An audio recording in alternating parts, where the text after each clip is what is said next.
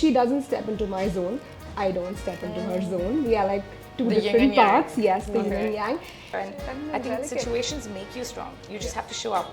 So, Chakra is like a superfood. there you go.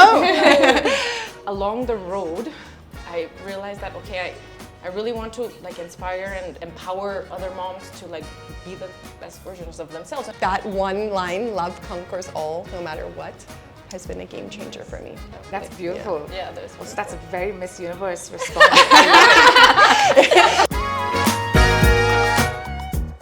Hi, my name is Amrita and I'm a photographer. I run a decade-old brand called Mommy Shots by Amrita that focuses on documenting a child's entire childhood. And we've been doing this across multiple cities in India and Singapore. Hi everyone, my name is Nastasia Suri and I'm the founder of Chakra Athletica. For those of you who don't know, we're India's first boutique indoor cycling studio. Hi everyone, I'm Karina Shetty. I manage an account on Instagram called Mango House Kids, where I inspire moms that want to live motherhood to the fullest and parent with intention. I talk a lot about parenting, the future of AI and what that means for our kids, parenthood, motherhood, and travel. So follow me. Hi everybody, I'm Divya. I run Quirksmith, a jewelry company. We make silver jewelry that is a conversation starter. It's more than just a piece that decorates you. I'm the creative head and co-founder of Quirksmith. Okay, what's a food or dessert that describes your business and why? Okay, I think I would pick creme brulee. I work with children. We document families. We document babies across different milestones. It takes a little while to get through a child. You have to build trust. You have to, sort of break the ice with the entire family to sort of have them let you into their comfort zone, their private zone, and allow you to document true love. Yeah. So that's your sugar icing layer on top that you got to crack through. And then it's rich and creamy inside, which is essentially what memories are. Wow, and we want to have people look back and think of, a life that was rich in love. And yeah, that would be the dessert I pick. Nice. Beautiful. Very good. I have a very weird one to this. It's not a dessert, it's food. Okay. And it's a very desi food item. It's called sarson ka saag. Why do I pick sarson ka saag? Is because I'm a Punjabi and we make sarson ka saag at home. So what happens is that you make sarson ka saag today, it'll taste the best day after tomorrow. Oh. So my mom always says, isko bana ke main rakh dungi, I'll keep it, and then you eat it day after tomorrow. Right. Because it tastes better with time. It's slow cooked, it takes time to cook, and it's very desi. It's very Indian desi in flavor, and that's what Quirksmith is about. It's very Indian. It has got a very strong Indian root, and it has taken a lot of time of slow brewing and slow cooking, and now it's finally starting to taste. Okay. So that's a nice choice. Yeah. And one of my favorite dishes. I must try it. Should I go? Please. So I equate being a mom with baking a cake. So you kind of have an idea what you want your cake to look like, and you have your ingredients. But then you start cooking, and maybe you take the electric mixer and you take it wrong, and then everything splatters out, and then you kind of have to clean everything up, and then but you're like focused, and you're like, I'm gonna do this, and then you kind of like put your cake in the oven, and then you kind of like take a break, and then and then I feel like this is like when they're like in preschool or past preschool, when they start going to like grade school, when you can kind of take a breather and then like, okay, wait for it to like a little bit grow and bake a little bit, and then you remove it, and then you start like decorating it. And I think that's the time that I am in now, when I'm like embellishing my cake, where you can kind of enjoy it a little bit more. That's a beautiful analogy. Yeah. Truly, yeah. For chakra, I would say I would equate us to eggs any style, if you were choosing a breakfast dish, because they're full of protein, full of power, and they sort of help fuel your day. And to me, that's what chakra is. A lot of our riders come in the morning, it sort of starts their day on the right note and gives them the energy that they're looking for to conquer the outside world. So chakra is like a superfood. there you go. It's the best. Thank you. Yeah. The eggs, the protein that you need. The good protein. There you go. Protein. The good protein. Let me take the next one. Sure. I've got a very interesting question lined up for us. Okay. If your business was a superhero, what would their superpower be? Divya, let's start with you.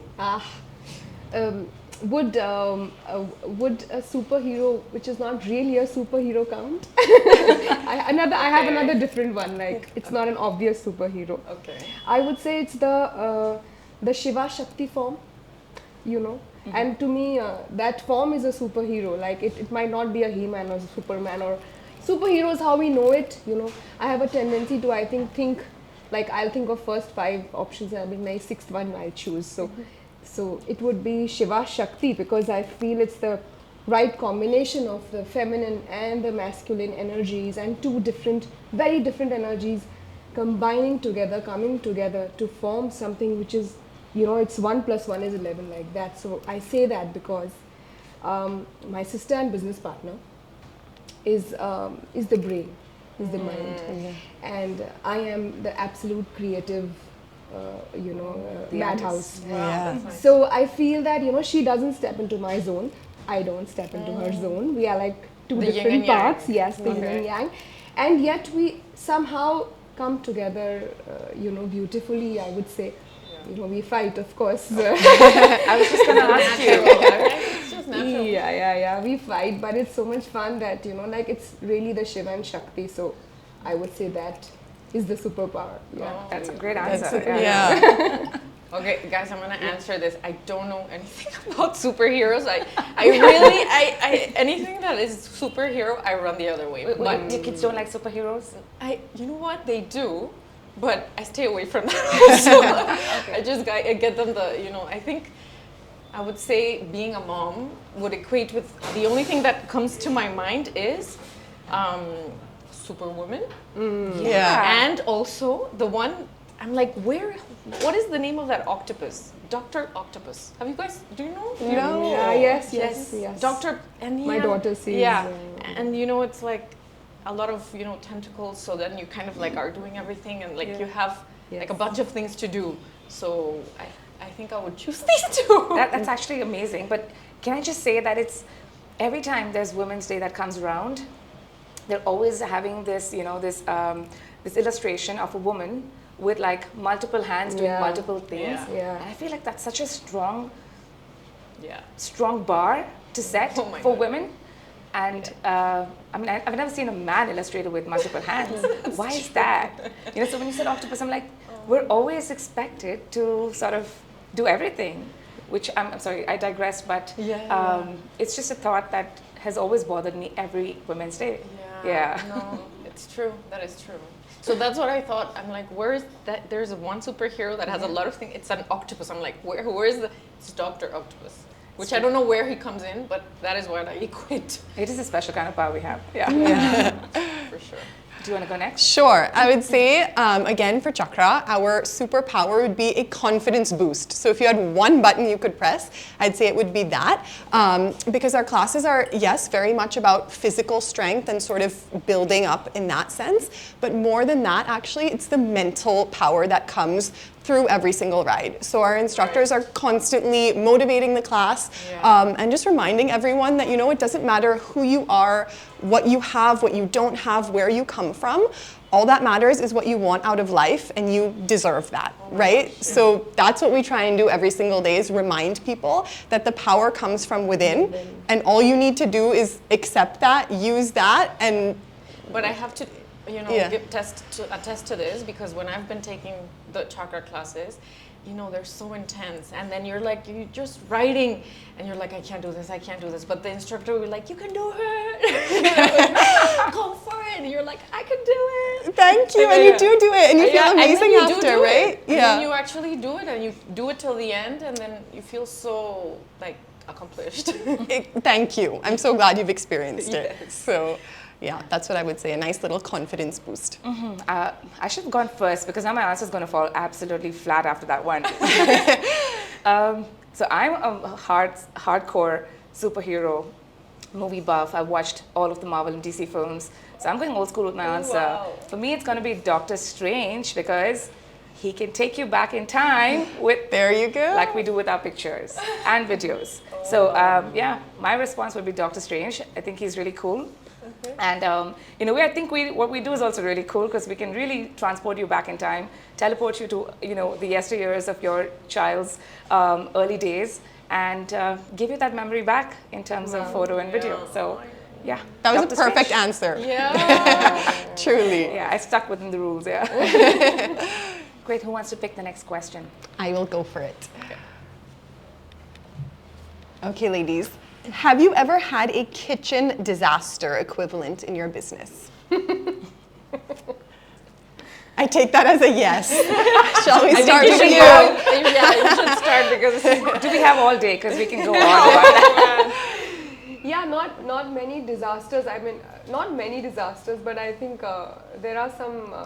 The only ones that have happened are with people, because I think that's the most crucial part of any work. It's like the kind of people that you have, And I have learned one thing with time is that if the repercussions of a decision that you have to take are something that you can go back to, if you can go back to the decision, like whether should I have a coffee or should I have a cappuccino, I can always go back to the decision. So I'll take a fast call there.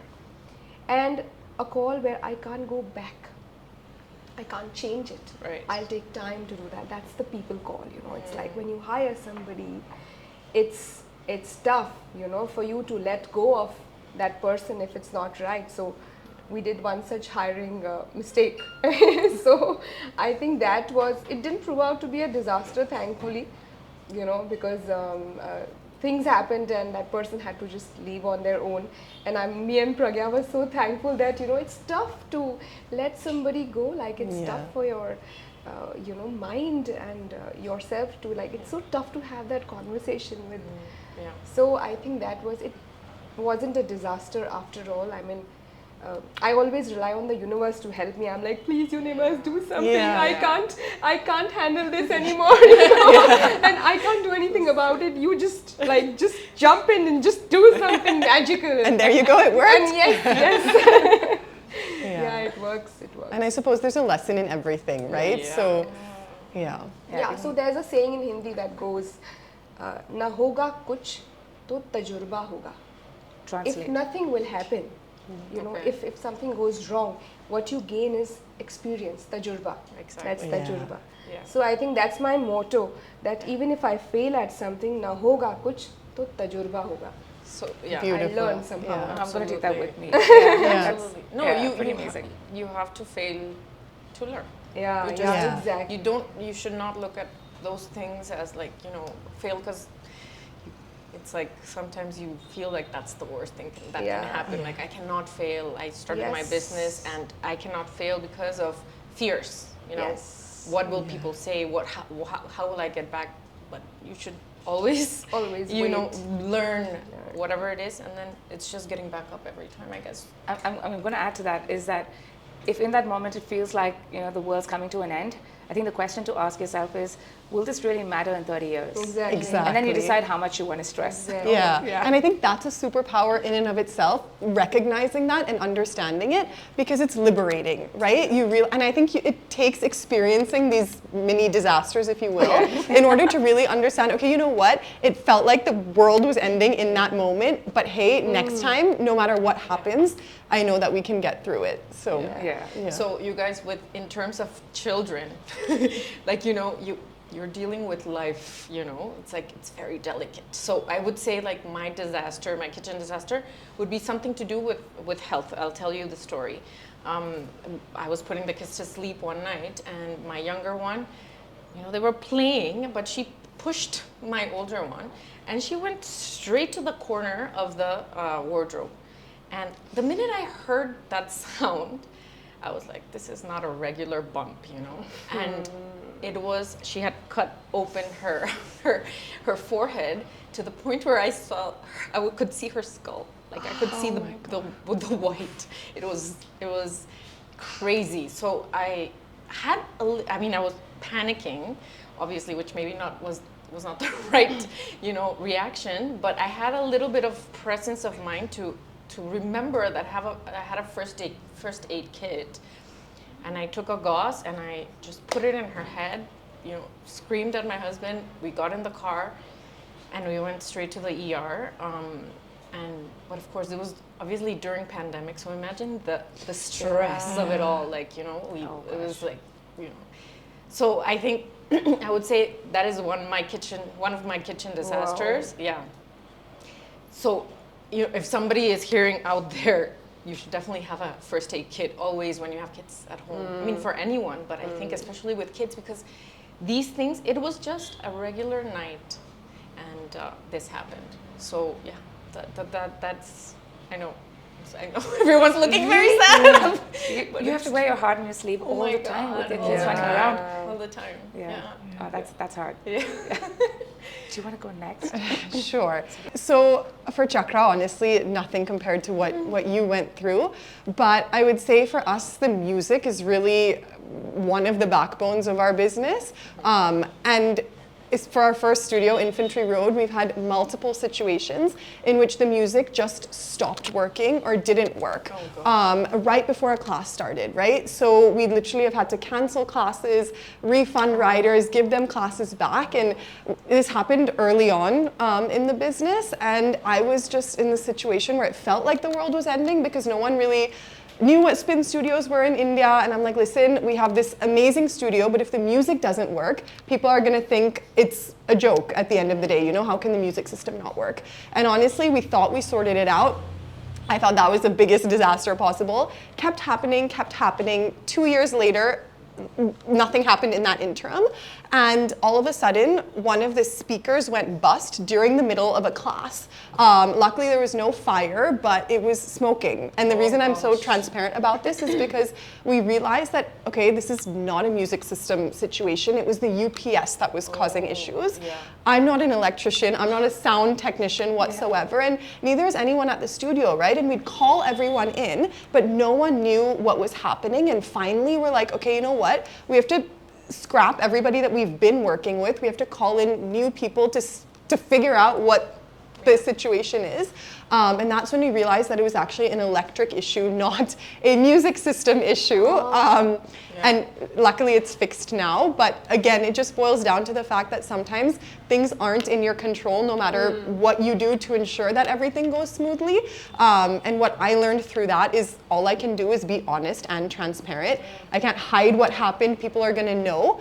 And I think, I mean, you ladies understand when you have a business, it happens all of the time. And luckily most of our riders understand that, you know, it is what it is, and we'll do everything in our power not to let that happen again. But I would say that would definitely be a kitchen disaster situation. That's the thing about the service business, right? You have to think about a backup and a backup for the backup and then a backup for the backup for the backup. It just never ends. So to piggyback off of that, one of my best friends lives almost bang opposite Chakra Infantry Road, and I kid you not, one of the times it happened, it's happened maybe 4 times in 3 years, will not happen again, okay? Fingers crossed. But I was like, listen, this cannot be happening again. And I was teaching. It was 15 minutes before the class. I think it was 8:45 in the morning on a Saturday. She wakes up at 10 a.m. Okay, I ran. I literally sprinted from Chakra to her house. I was knocking on her gate. Her guard answered, and I was like, "Listen, Bhaiya, my Hindi sucks." In my broken Hindi, I was like, "Please." I knew she had a big speaker, so I was like, "I'm gonna connect the Bluetooth. I'm gonna haul it back to Chakra. I am not gonna cancel this class." And that poor guard was like, "Listen, her dad wakes up soon and needs the speaker." And I was like, "No, I promise. I've known her my entire life. He will understand. Please give me the speakers." We hauled the speakers back, and so many riders helped me. That's when I realized, okay, it's just going to be a funny memory in the end. We brought the speakers up, hooked it up, and then the Bluetooth wouldn't connect. And I was like, nope, universe moment. I stood in front of 31 people, and I closed my eyes, and I was like, universe, you have to deliver. I talk about manifesting literally every single class. The universe has your back. And I was like, just prove it to me, God, universe, whoever you are. And no joke, the second later, that Bluetooth didn't connect, but our speakers turned on because now I understand it's an electric issue, right? So it needs a certain amount of current for the speakers to kick in. But no joke, class went on perfectly after that. Wow. So that's amazing. That was. Good job. Thank you. It's a lot of pressure on the universe from this table. Yeah. Mine's a real disaster, guys. Do we have an hour? This was about 7 years into working in the corporate space that I decided to quit and switch to photography. I always wanted to become an artist of some sort, and photography found its way to me. I think I pretty much stumbled into it. Started out with wedding photography and then didn't like it as much.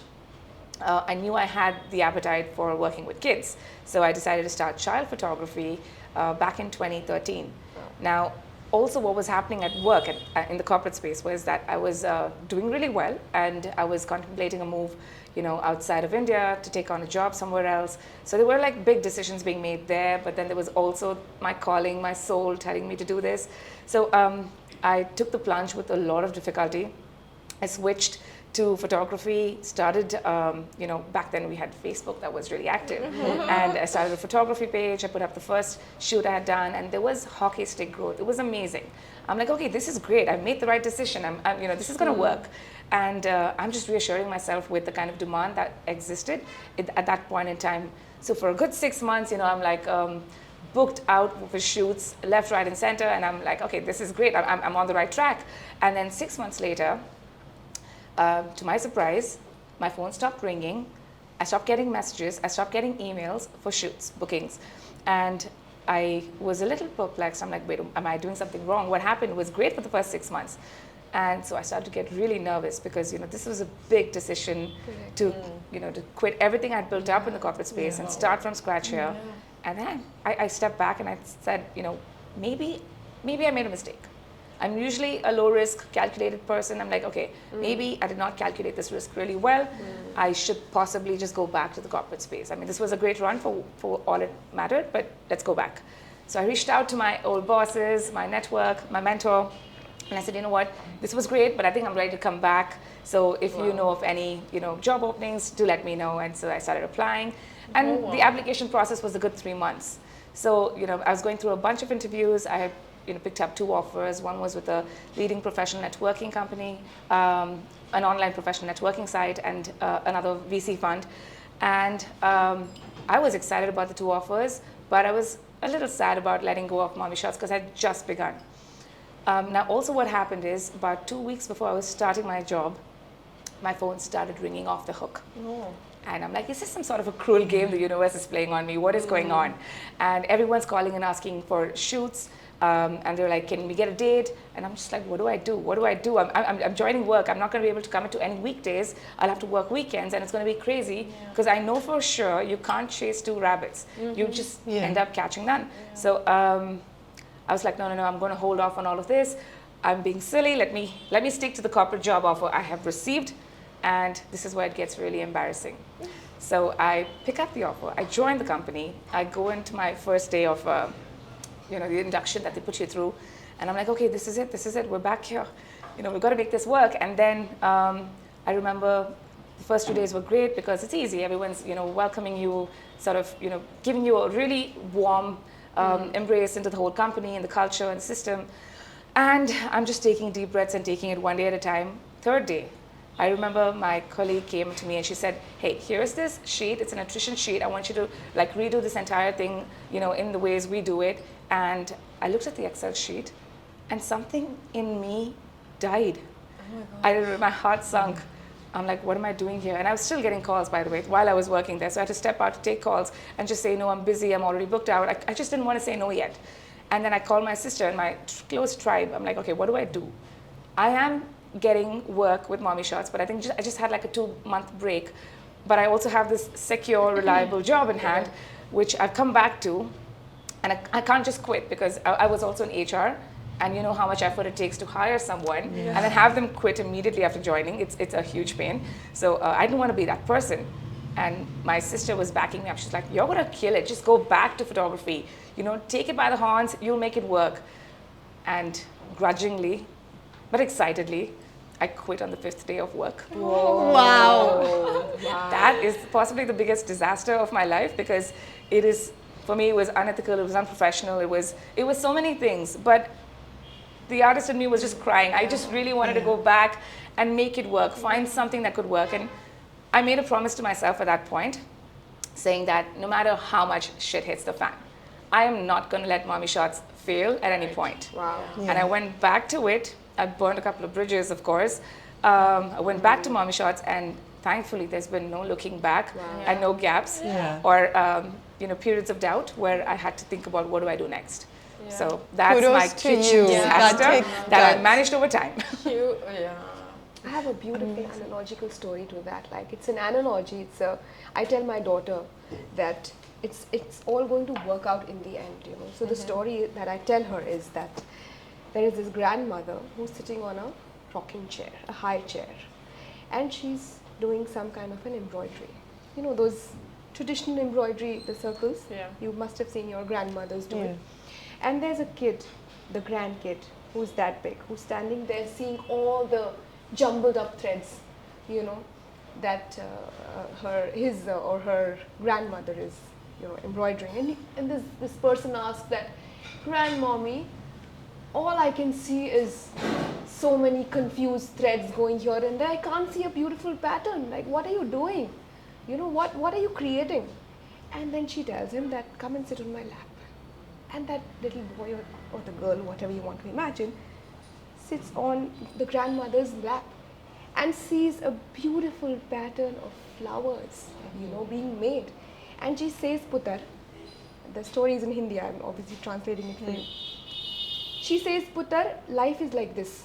You know, when we see the jumbled up pattern, the universe or your God or whoever you want to call that person sitting up is actually creating a beautiful pattern for you. Yeah. You just wait out and watch, and you'll see the flowers in the end."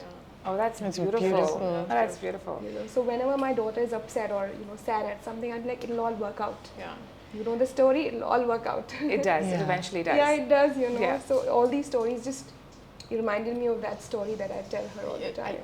Let me add a little bit to that, because, you know, when I first moved here, I was doing advertising and marketing before I moved to India. And then I came here, and my husband candidly told me, you know, corporate India, it's not the same as corporate America. So I would just suggest that you kind of do your own thing and you start your own business. Look into that. So I dabbled in photography, which is where I met you. But, you know, cut to, I got pregnant once, and then 8 months after, like when my daughter was 8 months, I got pregnant with my other daughter. So when I opened my Instagram account, actually originally was called The Mom Life, where I shared a little bits and pieces about being a mom, and then my startup, like some activities that I did at the beginning. When I moved to my actual house now, which is built around 2 mango trees, I renamed it Mango House Kids. And I started sharing a lot of DIY activities through the pandemic, because then all of a sudden I had both kids, 2 and 3 years old, at home 24/7. I needed like structure for them. So I did a lot of DIY activities, and I didn't know what the page was gonna look like. You know, I didn't know anything. I also didn't have a career. I did not have a career, and starting from scratch, any career it's daunting, and I had no connections here, you know. Like all my life was back there, and I knew my dad could maybe connect me with some people that he knew, and like, you know, it's like that's how life works, you know, who connect me to this. Okay, I had nobody. Like my husband's family is in a completely different field. So I just had to kind of start from, and I never thought about it as a business. I just always wanted to, along the road, I realized that, okay, I really want to like inspire and empower other moms to like be the best versions of themselves. And sort of like I started to build, not a business yet, but I feel like it will become. It definitely will. Yeah, I hope. So I keep teasing Karina. I'm like, "Karina, if you ever want a third child, you can adopt me," because she lines up the best activities for her kids with so much passion. Like, I'm watching the entire video like over and over again. I'm just like, that is so fun. I want to play like that. And every single day there's something new that, you know, and also I like how all her activities are adapted to the age. It's age appropriate, right? Because it's actually stimulating their brain as they're growing up, and they can do more. So much fun. I really want to be. So, and I tell Amrita, I want a third kid just so you can take photos with my belly, with different. I want it with like suits now, suited up in a belly. Wow, what a motivation. I know, seriously, because she's so good. She's so good. That's why I want a third kid. Never too late. Never too late. Okay. That's a huge compliment. Like, that's huge, to have another kid. Should we go for the other one? Looking back, what is one thing you wish you had known before starting your business? I have an easy one for me now that jumps to mind. It would definitely be haste makes waste. And I think I learned this in a big way when we opened our second Chakra studio. And we opened in a location that on paper was perfect, and we were so excited, and we're like, yes, this is going to be the perfect crowd for us. And for better or for worse, it didn't necessarily turn out that way. And in the moment, I was like, I cannot believe this. And again, I'm a big believer in the universe, right? So I was like, listen, what is going on? Why did this happen? What do I learn from it? We'd invested so much money, we'd done all this advertising, and I was like, this cannot be happening right now. But in the end, that studio actually enabled us to open our now second studio in Indranagar, which Touchwood is doing, amazingly well, and sort of picked up much faster than our first studio as well. And again, I think we were just in this situation where I was like, listen, I opened Chakra, and from the get-go, I know I want it to be like studios abroad, and I want us to be everywhere in India, and I want to scale, scale, scale. And if I don't do it now, someone else is going to pick up on it, and it's going to open all over India. And I realized, you know what? It's absolutely fine. Really, I don't have to view competition as competition. If the fitness industry is growing, that's amazing. It's only going to help me. I want more people to be more fit. I want more people to be more mentally empowered. So just next time, make sure I know that I have the right reasons for doing what I'm doing. Take a deep breath. It's okay if it takes a few months longer, but make sure that it's the right call before just jumping into something. And again, that's the biggest sort of way it's happened in my experience with Chakra so far. But again, it's happened in smaller areas as well. And now I remind myself, I'm like, okay, you know what? We're actually looking at opening another studio, and I'm like, listen, calm down. Let's make sure we know where it is that we want to open. Make sure everything is set in place before we actually do. And again, big lesson, so it happens for a reason in the end. I'm grateful for it, but I learned that haste makes lots of waste in some situations. I have a question though, a follow-up question. When the second one didn't work out as you imagined it would, when you reopened it elsewhere, which is in Indranagar right now, did you have that self-doubt creeping in? How do you deal with self-doubt? I think a little bit, but I just reminded myself, again, there are a few things that I really live by. One is that everything happens for a reason. The other is that at the end of the day, everything is in your control if you know what you're doing, right? If you do it consciously. And I think with the original second studio we had opened, it was just like, I want to do this now because I want to be in many places at once, and this seemed like the next best choice. So I definitely thought, okay, you know what, how are we going to ensure that it happened? So it was a lot of reflection, right? Going back and saying, okay, what didn't work and what did work? And I was like, listen, I still believe in what we're doing so strongly. I still want this so strongly. I have to live with the fact that failures happen. I have to live with the fact that I had to learn this. And it's okay, it's okay if I look like a failure to some people sometimes. And I realized, my dad always told me this actually. He used to race cars growing up, and he'd say that a lot of people would taunt some of the drivers who didn't do well, right? But at the end of the day, he would say at least those drivers tried, right? The people who are taunting them never even sat in the car. They don't know what it takes. So it really doesn't matter what anyone thinks at the end of the day, so long as you're confident in yourself, you sort of just shut out all of the other noise. Again, which happens with practice in my experience at least. So, yeah. That's awesome. Yeah. What about you? Okay, I'll go next. The one thing I knew, the one thing I wish I knew before I started my business. I really wish I knew that it was okay to draw boundaries and say no. We also grew up at this point where, you know, the notion was customer service is king. So customer is king and customer service has to be top notch at all given points in time. So when I got into photography, I realized that I'm actually providing a service, and I do want to give an experience to everybody who works with me, be it the families, be it businesses. The overall experience has to be, you know, top notch, which meant that I would bend over backwards a lot, even if it meant that I was really taking away from my own life and time or my personal time off to be able to deliver something of exquisite quality. However, I think, you know, time teaches you things, experiences teaches you a lot. And what I've learned is that it's okay to say no when you know you're not doing the wrong thing.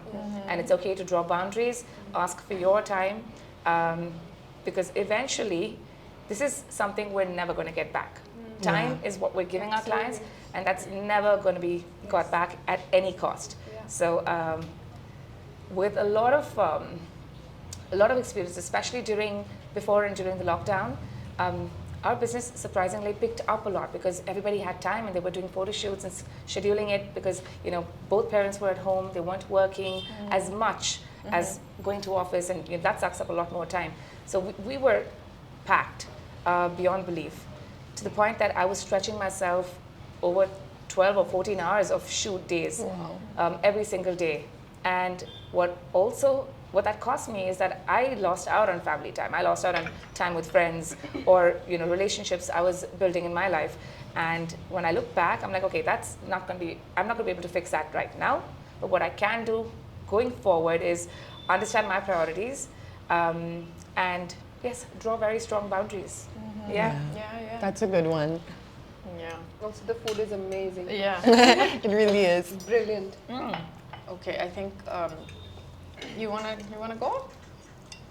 So what is the one thing that you wish you knew? Makes waste, okay? So I have another way of saying the same thing, which is my motto, our motto, is that slowly is the fastest way. So what I have learned, very similar to what you're saying, you know, it's just the other side of haste makes waste is slowly is the fastest way. You've got my attention. I'm like, where are you going with this? So, you know, we realized that like I started 7 years back. It's been a long time. We were one of the first online jewelry selling companies, silver jewelry companies. That nothing was there. But we moved really slowly. Like, you know, even while we were at Shark Tank, like recently when we were shooting. Congratulations on that. That's Shark a big Tank deal for Quirksmith. That's amazing. Huge. Thank you. It was very out of our comfort zone. Like, you can see the discomfort even now. The moment the word Shark Tank comes, I'm like, oh, I'm not that person. I can't. Because, you know, we realized standing there on that, in that space with 5 people looking at us and, you know, trying to understand what our business and growth, you know, trajectory looks like. We realized standing there that there is some mismatch here, because we realized so much more that slowly is the fastest way, that no matter what, I can't rush into this for the wrong reasons, you know. Yeah. And I will grow slow, but I will grow. It's my own pace. Yeah. Like, nobody else will define my pace for me, you know. Sometimes somebody sitting in front of you without really supporting what you are doing actually makes you feel that that's the right way. I'm not going to give it, you know.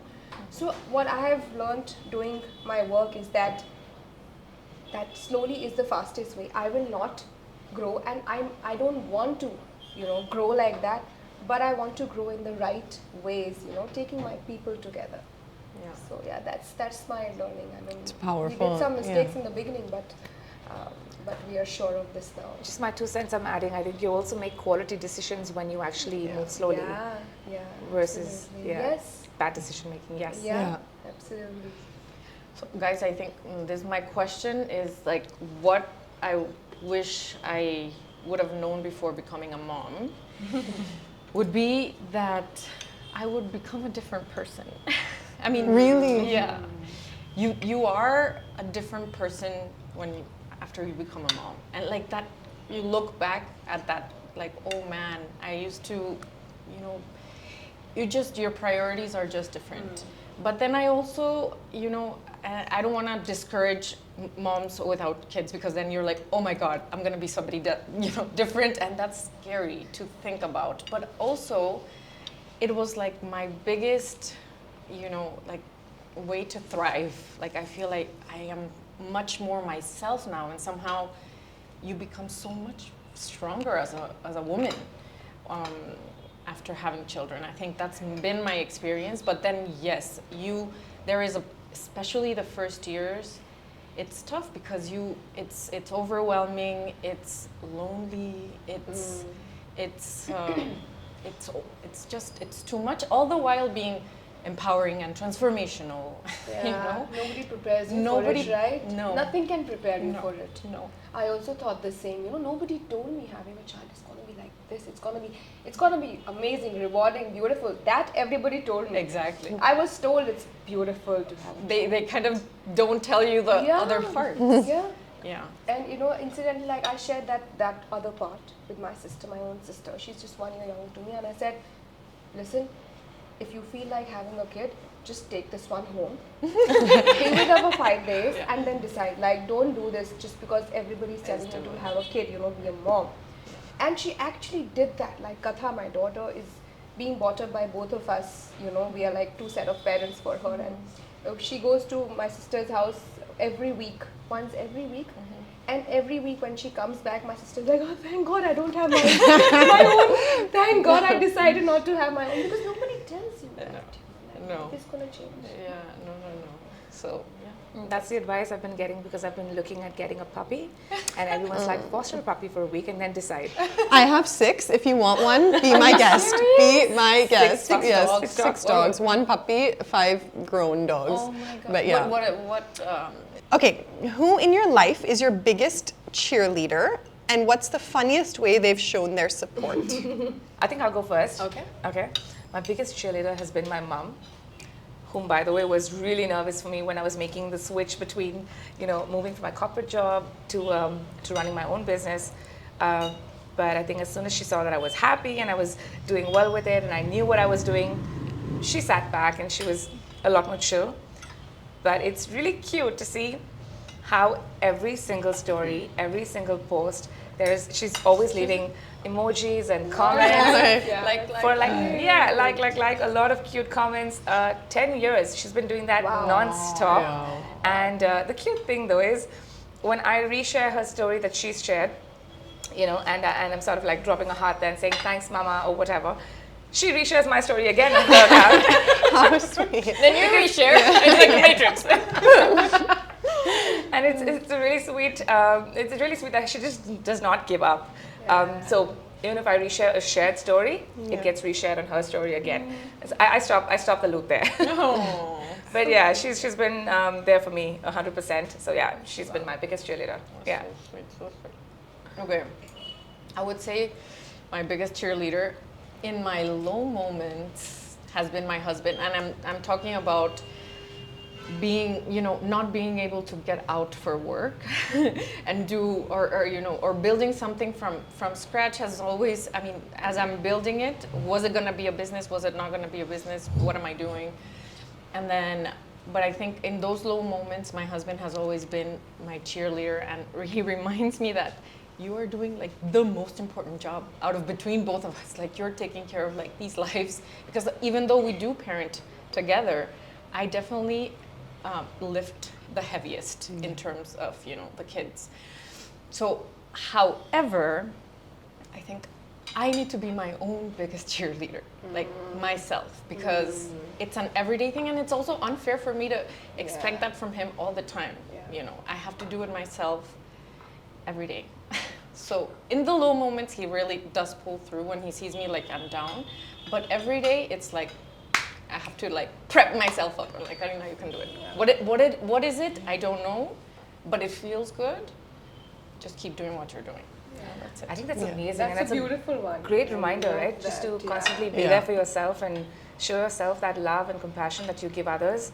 But I do want to share like a personal story from Karina's life. Actually, I've had the opportunity to document her and her family a couple of times, and I've seen them together, and it's absolutely beautiful. But there was this one particular shoot we did at the Mango House, and you know, at the end of the shoot, I think I'd got a picture of her and Vaibhav, her husband, together, and then she started to tear up. And she hugged him and she's like, he's kept to every single promise he's made me. And she started crying and then I started crying and I'm like, I'm not crying, you're crying. But it was the sweetest little thing. So when you said this, that he's your biggest cheerleader, it sort of reminded me of that sweet memory. Thank you. I'd say for me, it's hard to pick one. I'd say definitely three of my family. So my mom, my dad, and my brother, each in their own way, but truly have had my back in every single aspect of my life. And I think that's very special to have, and I'm truly grateful for it. Funniness, I would say, I'm not sure if it's funny, it's just wild to me that my mom, when she's in, so my parents don't live in Bangalore full time, but when my mom is in town, she comes to Chakra every single day. Even if I don't go, she goes and she spins. But my dad and my brother, my dad who's funded Chakra so far, refuses to come, and he loves it, and he will support me all the time. I think he's been to Infantry Road twice, so once for the puja, and once my mom had a surprise birthday party for me there. So there. And Indranagar, not yet. Maybe when it was being constructed, but not the final product. And I think he's just like, I can't deal with Bangalore traffic. So I will help you from the back. I'll support you no matter what. But do not expect me to drive there. So yeah, it's just, I don't understand. I'm like, listen, you hear all of these crazy stories. Yeah, exactly. You get supported in different ways by different, from exactly. Yeah, but he has a point. It is impossible to deal with the traffic. So Fair enough, but we have 7:30, we have 6:30 a.m. classes now, so you can beat the traffic. It'll take him 10 minutes, sorry. Yeah. Well, just like you, like my whole family is really genuinely, very, very full of support. But I would give that crown to my daughter, who's now 10. She's What's her name? Katha. That's very pretty. Katha means story. So she's ever since she's gained the consciousness of, like she's grown up enough now to understand that her mom is doing something of her own, and like if at all I feel low, like today I had to come here, I had to tell her that will you go to school on your own, I will leave you with the neighbors at like 7:15ish. It's okay, I'm going to to this space. And she's like, she knows Amintiri like very well. So of course it's a desert place, who doesn't know.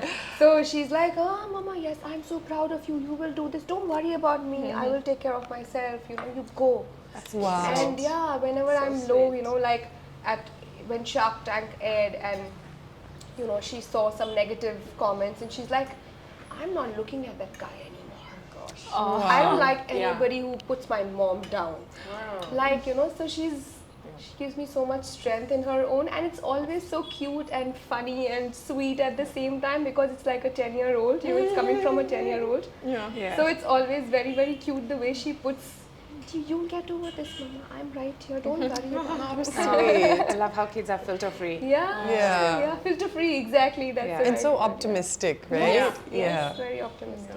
But I think also how you talk to them, they talk back to you. Absolutely right. So, and they talk to themselves Yes. too. So the fact that she says that is probably because it says something about you too. Wow. That how you are encouraging her, and so it reflects back. Thank you for putting it like that. Okay, my next question is about what's your secret sauce? Karina, let's start with you. Okay, sure. My secret sauce is one word: boundaries.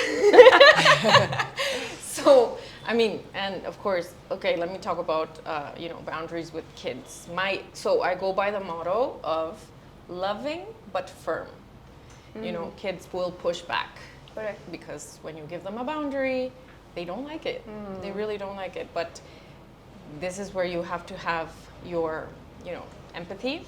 So you have to empathize with them and be there for them. Give them the time and, be the patience, because they will push back. But then if you hold that boundary, they also, kids need that guidance, and they will push you, but they have to realize that you are there and you're a rock. you know, you are a rock, but you treat them kindly with love and everything. I see boundaries, you know, that's in terms of my kids, but boundaries with people as I see boundaries as a good thing, not a bad thing, because I want people to be in my life. So if I give you a boundary, it's because I want you in my life. Because it's not that I don't want you, I want you, but under my kind of you know, circumstances, or you know, and I'm giving you the in, but I don't want to resent you later for giving you the in. So you have to. It's a lot of no's and boundaries. That's my thing. Yeah, that's actually really, really cool to have as your secret sauce, because I think today we're overly stimulated, you know, with our phones, with so much going on, with content online, with people. I think also, no matter what we do, for you maybe school, birthday parties, constantly meeting, you know, other parents, whatever it may be, your social circles. And with work, you're constantly meeting people at work. There's different vendors, different partners, and there's so many different energies you're gathering through the day that actually drains you out. And that's why I think setting up boundaries really helps, because you know, you start to save some of that energy for yourself. Because I remember there was this entire duration where I was constantly putting myself out there, that I would come back completely devoid of any energy to my bed. And I absolutely, you know, I couldn't really understand what was happening. And once you pick up on the concept of energies, then you start to look at life very differently. But I really like what you said about boundaries. I would schedule my play dates with my kids like a meeting.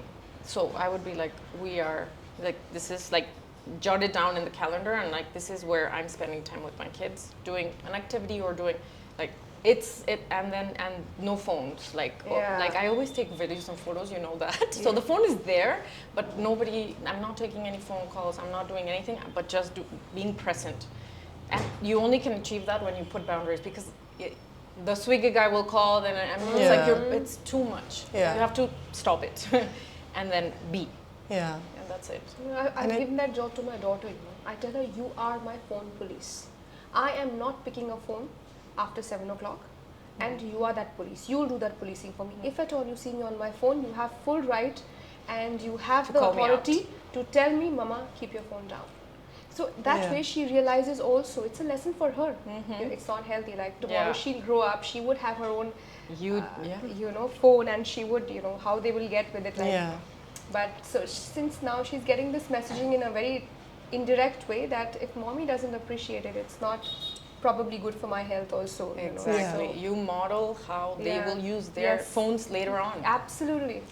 Part of the things that I talk about now in my account is kind of, you know, like the future of AI and what that would mean for our kids, and phone usage and like parenting, and like a little bit more on that, which is, we don't have the answer, but we have to be vigilant and model how they should use it, because it's only going to be super part of their lives.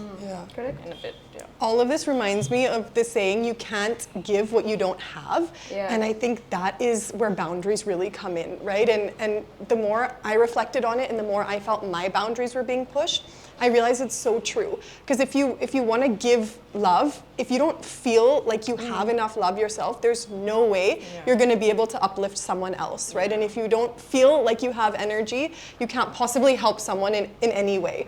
And I think for me, when I stick to that, I'm like, wow, magical, life-changing, really and truly.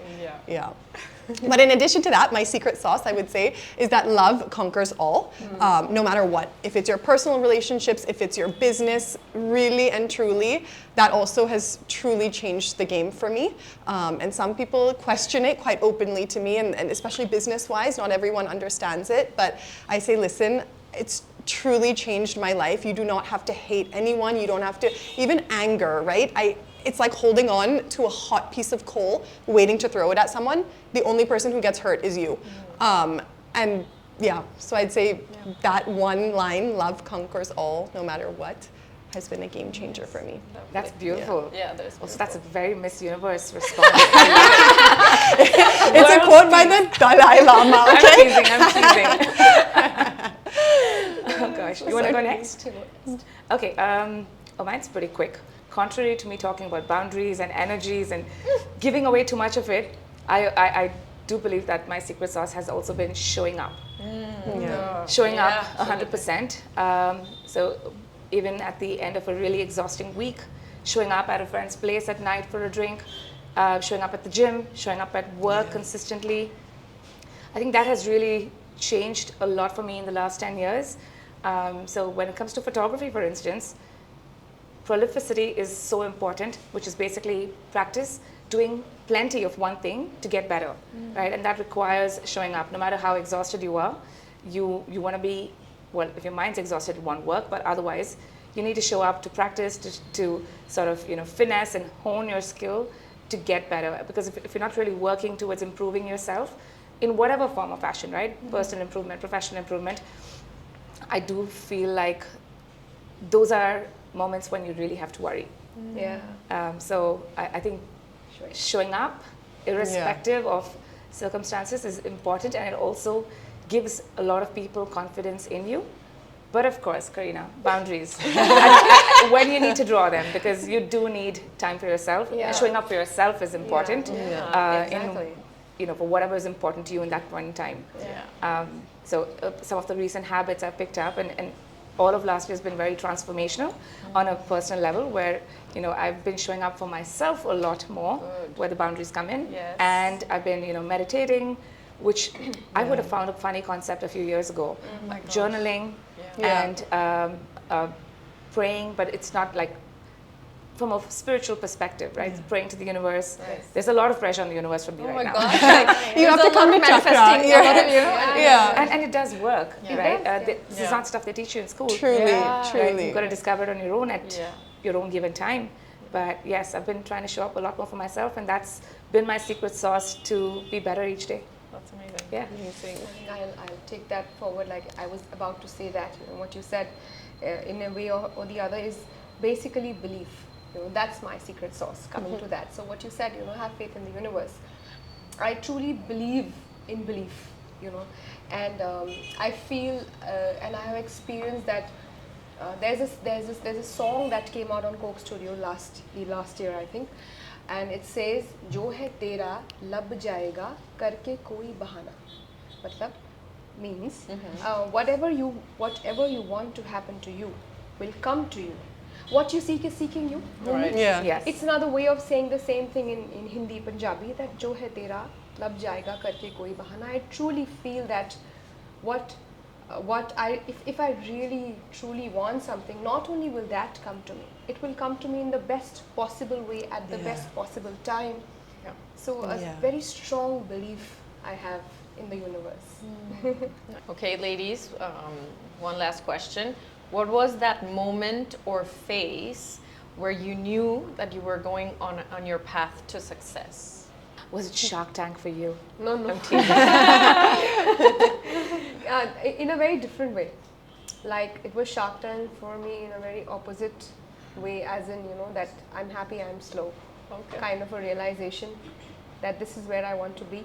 Kind of a realization, but the true, this moment or this time happened a little bit before that, when I had started to spot my designs on people at the airports and people walking by. That's what a feeling. That was what like a feeling, that like the lady sitting right behind me was wearing a ring that I had designed, and she's like, No way. yeah. So that, and then, when my friends, very good friends, tell me that, that person was wearing Quirksmith, I spotted your design. So I think that those moments made me feel that I might be I'm doing something right here, I felt. Good. It's beautiful when you actually recognize your products on people and you know that they're buying from you. Yeah, that's amazing. The one moment, I think, where I really felt like I'm doing the right thing, because success is relative. It means different things to different people. True. And I'm quite, I like to stay away from that word also, because I feel like the moment you realize, hey, you know what, I'm successful, you automatically start to get complacent, or at least I do. So for me, I think success is basically people appreciating my work. I think as artists, as much as we want to shoot or we want to photograph for ourselves, there's a lot of external validation that makes a difference to us, that motivates us, that, you know, gives us that little bit of push. While I love what I do and I jump out of my bed every day to go to work, it always helps when your clients circle back and say, you know what, I love those pictures. And while I have had a lot of parents write into me after the shoot, after they've received the pictures, and appreciate the work or appreciate the memories, there was this one incident, and it's a little morbid, it gets a little dark, but there was a family that worked with us in Ooty, and we had sort of, we went all the way to Ooty to get this shoot done, and the mother's dad was he was ailing. He was in his last couple of months, and they wanted to get some memories in with the grandchildren. And then of course there came a day when he did expire, and she reached out to me and she said, Amrita, this is possibly the hardest moment in my life. As I've just been trudging along with this heaviness, your pictures have really have gotten us through the entire period. Wow. And it was at that point that I realized how powerful photographs are and how much of a memory they do make. While today we are so spoiled with our phones, cameras all around us, and there are a million memories we're making every year. It's really about that special time with special people on those photographs that matter, right? And that to me was a solid validation of what I'm doing is amazing, not just for me, but for the people I meet as well. And we're telling stories, we're taking screenshots of people's lives, and we're showing them the love. We're reminding them of the love in those pictures as well. Because sometimes, as parents especially, you go through the day-to-day of raising your child, but I don't know how many times you'll stop to think about, oh my God, my child loves me unconditionally, and I love my child unconditionally, and I love having parents realize that through the photographs we create. So I think that would be my moment. That's beautiful. Yeah. No, and I have to say, I've worked with different photographers. I think, Amrita really knows how to work with kids. I remember when we went to Udaipur for our anniversary, and we wanted photos of, in Udaipur. So we got the photographer from the hotel, and I wanted like family photos in Udaipur. So we hired him, and we went out for taking photos, and they were taking photos, and there came a point where they were telling the kids like move out of the way, because they're so used to taking photos for weddings. So it was only vibe of an eye, and I'm like, no, I want the kids too. And they're like, there was a point where they're like, okay, side, and you should see those photos. Oh my God, it looks like our engagement photos, and this was like, the kids were already like 6 and 7 or I don't know, whatever age. I'm like, no, this is not what I wanted for a family photo. I'm like, Amrita knows how to do. I appreciate you sharing that. But did Arya give him the stare? She probably did. But yeah. Anyway, so I'll continue. I would say my moment to my path to success. I would say that it was when I decided to move to India, because it was, I guess, a big move. Although I've been an expat in different countries. I've lived in Brazil, Argentina, France. But I think this was my biggest move, and one that I decided myself. And I felt like that is when I started to listen to what I wanted, not what others wanted for me. And that is when I really connected to my internal Karina. And when I was talking to people sometimes, telling them that, okay, I'm going to get married and I'm going to move to India, people sometimes would scrunch their face and because they just don't know. They don't know what India is also, I think that there's a misconception, or I guess now India is trending, but when I moved here 11 years ago almost, it wasn't the case. So when I would tell people I am moving to India, they would kind of scrunch their face and they're like, wow, but that's, I don't know if they believed that I would suffer, but then I would be like, no, don't scrunch your face. I'm fine. Like, this feels so good. This decision feels like success for me, really. I knew that, I mean, it was a feeling, you know, and then, so sometimes people ask me like, wow, you know, did you manifest living in your house or living, you know, I never manifested anything really. I think I always went with the feeling. So a feeling of safety, I guess, I don't know. So I would say that was my beginning of my feeling of success when I really hurt myself. Does that make sense? Yeah? Yeah, it Yes. does. Yeah, no, that's beautiful. And that's a bold move as well, right? As in, you've really got to trust your gut, the universe, and believe that the world is out there to make things better for you. Yeah. The trust. Always glad to have you in India, though. Yes. I love to be here too. It's gone by fast, actually, 11 years. What about you? Okay, so for me, I I think success for Chakra really meant tapping into the internal and the mental health aspect, not so much the physical, which most people don't recognize because we're a spin studio, right? And everything you see on Instagram is really about pushing your body. But the reason I started Chakra was actually to push your mind and really to just create a safe space where people felt included and empowered. So I'd say the defining moment when I saw that begin to happen was after a class when a rider walked out in tears and told me that the session for them was like therapy. And I almost cried at that moment because I was like, this is honestly all I've been striving to do. So the fact I have cried in your classes. Wow. I swear. I'm not kidding. Thank you, honestly. I've so really got to try this.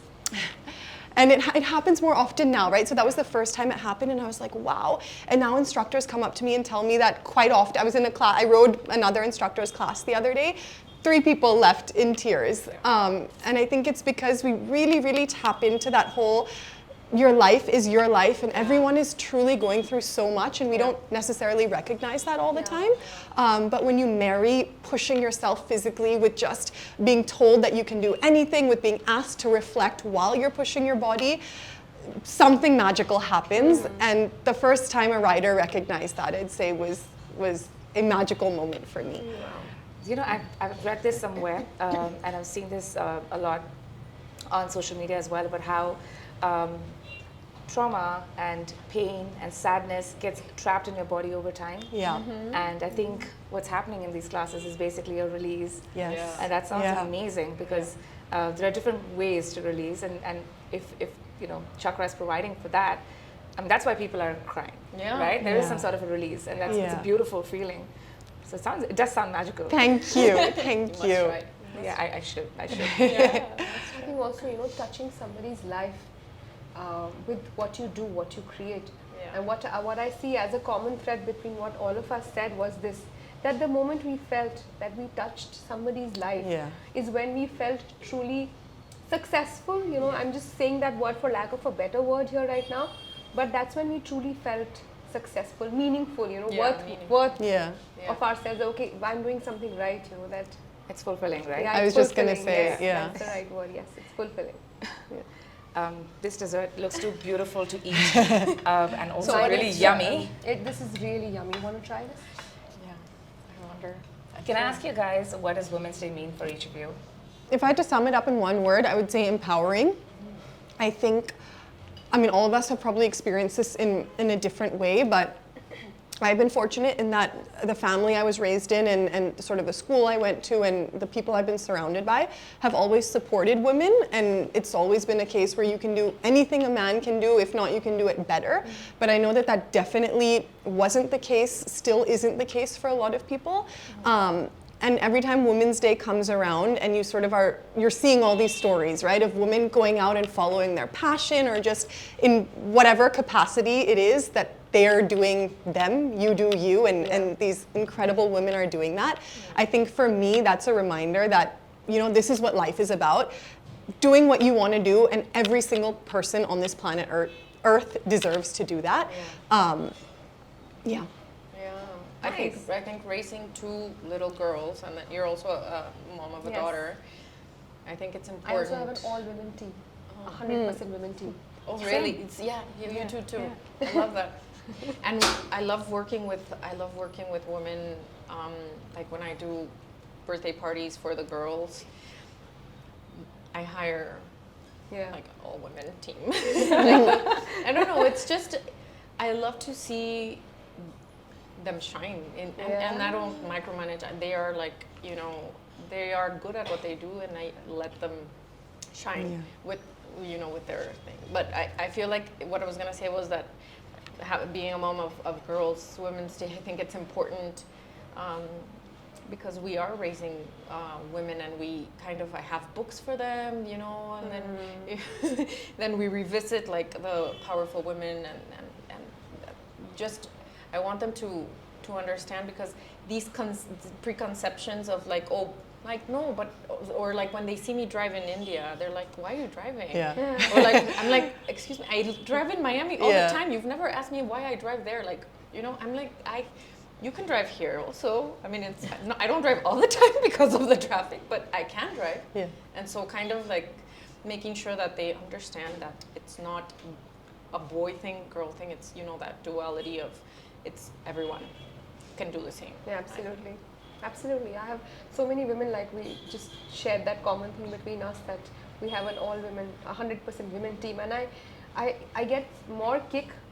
Why? It's a very strange, detailed reason that some of the women in my team are the first women in their generation, in their family, like the first generation of women to be working. Oh gosh, yeah, that's amazing. And what I believe that I'm doing with that is two things, I feel that one, they are getting a voice on the table in their dining rooms.